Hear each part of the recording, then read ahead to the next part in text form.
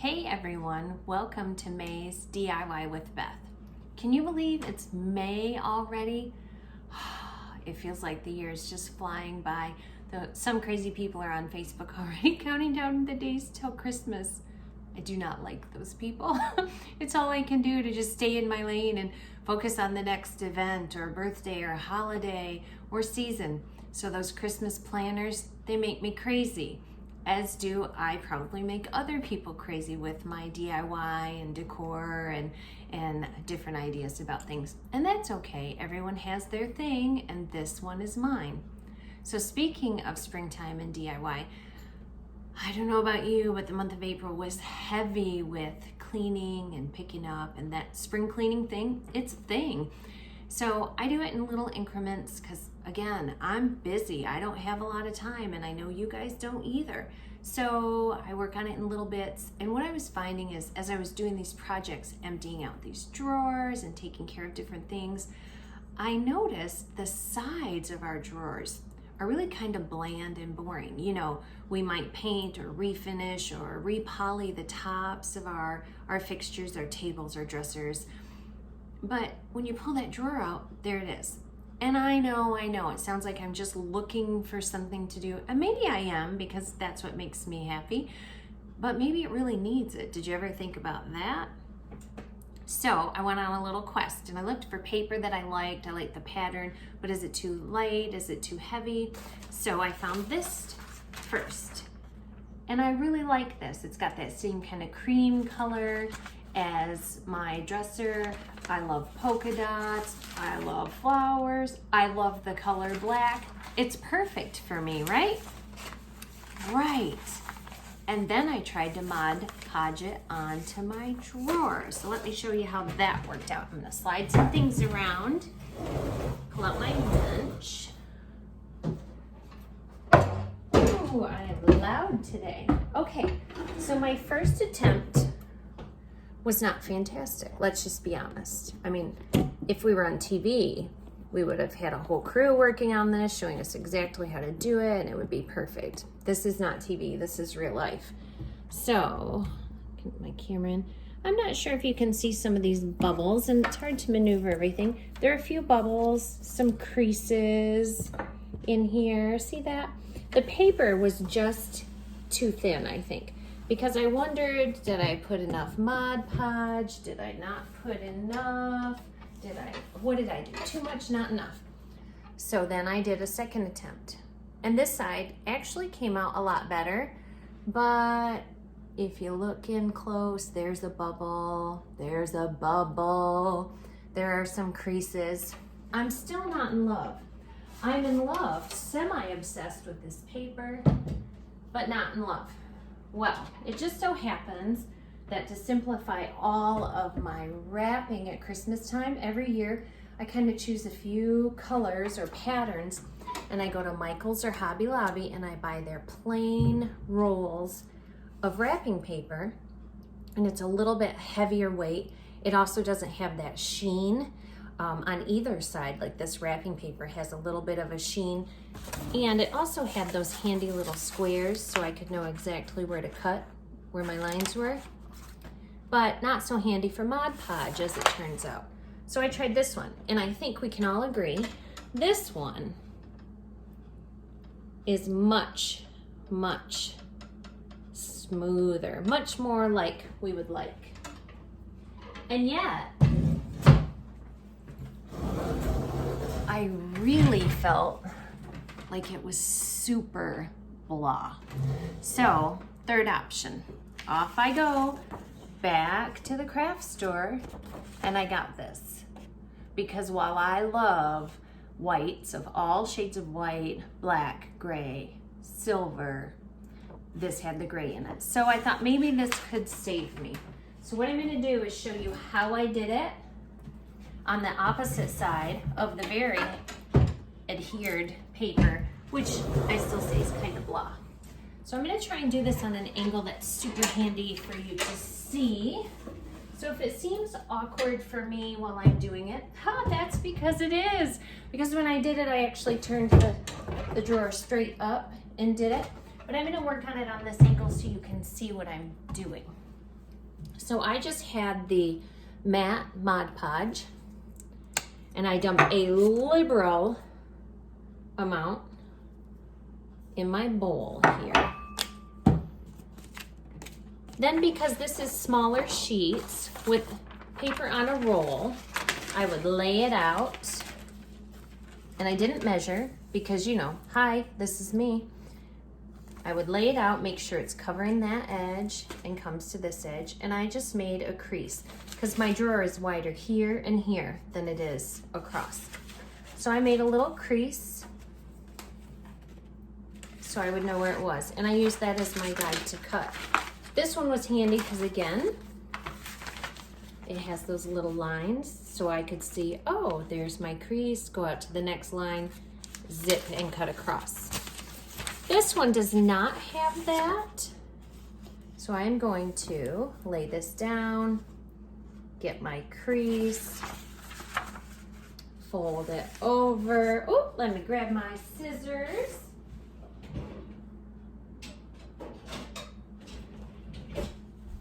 I'm folding it over. And then I'm going to flatten it back out and cut right along that crease. Because it's going to overlap, it doesn't have to be perfect, because you know I can't do perfect. That is not in my wheelhouse.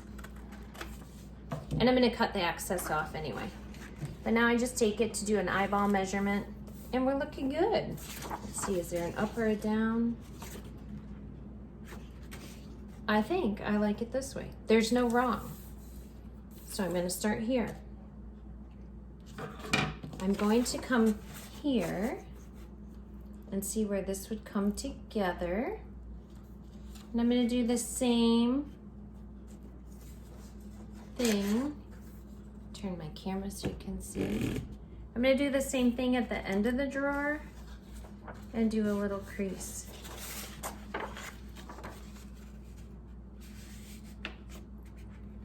Straight across, flatten it out a little bit, and cut off my excess. All right, now the fun part. I'm in as close as I can. I'm going to start on this end and go across. Over here where these dovetails go together, sometimes they're not 100% smooth, and I just wanna do the easy side first, I think. You know what? I'm gonna change my mind. It's my prerogative, right? I'm gonna start here. I talked myself right out of it. So I'm gonna put this liberally in there because I want it to get all the way in the crease. The worst thing would be to get this on here and not have it adhere up here where it's gonna have the most friction from opening and closing. And then I just put a nice thin layer and be consistent all the way down.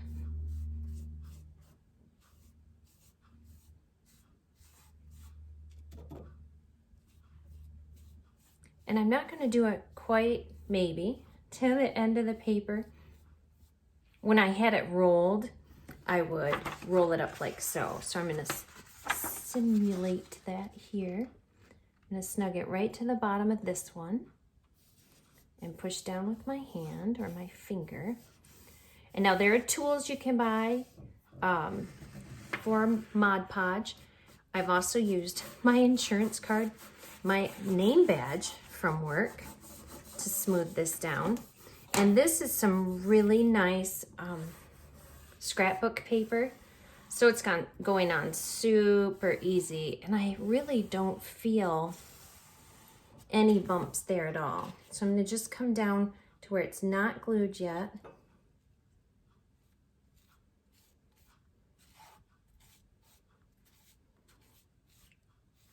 And make sure I get it nice and good in that crease because I don't want to have a spot right in the middle where it doesn't adhere. And I'm gonna use my tool again to smooth it down. And even though we have tools, I like to give it a good going over with my hand so I can actually feel how it's going. Now I've made sure my paper's going the same direction. And I've snubbed it up as close as I can. And honestly, I'm not too worried about the seam because by the time I pull the drawers out from here, I'm probably never going to get it out this far. And see, I'm even a little off because, you know, perfection, not my thing. So I'm gonna rub this right on the seam, like so. And the back's a little loose, so I'm just gonna dab some some Mod Podge. Gosh, do I paint too much, you guys? I do. Dab my Mod Podge on there.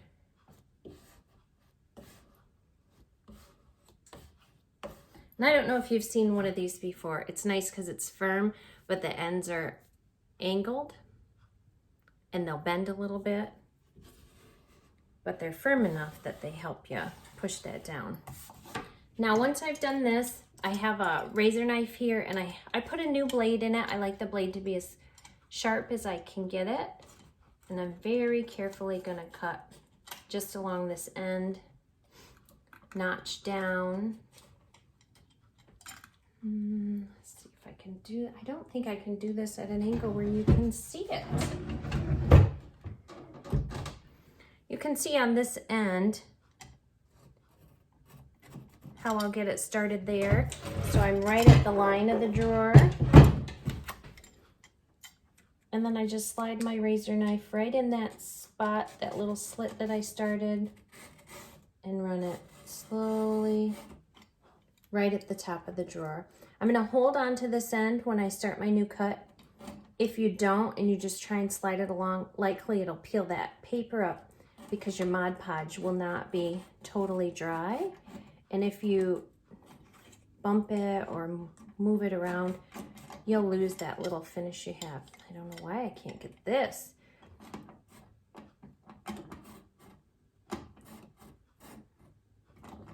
Somehow I've gotten myself at an angle. And then I'm right back to where we started, right here. Cute, huh? I'm gonna turn this drawer over and do the same on this side, which is actually the bottom. I'm gonna start just before this paper splits right there, and I'm gonna go out, and we need to do another notch on this end because the drawer cuts in. And this is not a straight one, it's sort of at an angle, so be really careful with your fingers. You only have a few of them. There. Sometimes if I press down, then I'm going to come here and finish this side. And always when you're running the razor knife towards you, be very careful, step out, nice and slow. If it's anything you have to put any pressure on, don't have that razor knife coming towards you. It's just too big a risk. You could cut yourself and do some real damage. And nobody wants to have to go to the hospital and say, yeah, I was putting paper on my drawers and I cut my stomach. That would be horrible. And to have to tell it. So what I did then, I'm gonna try and turn this camera up a little bit so you can see it.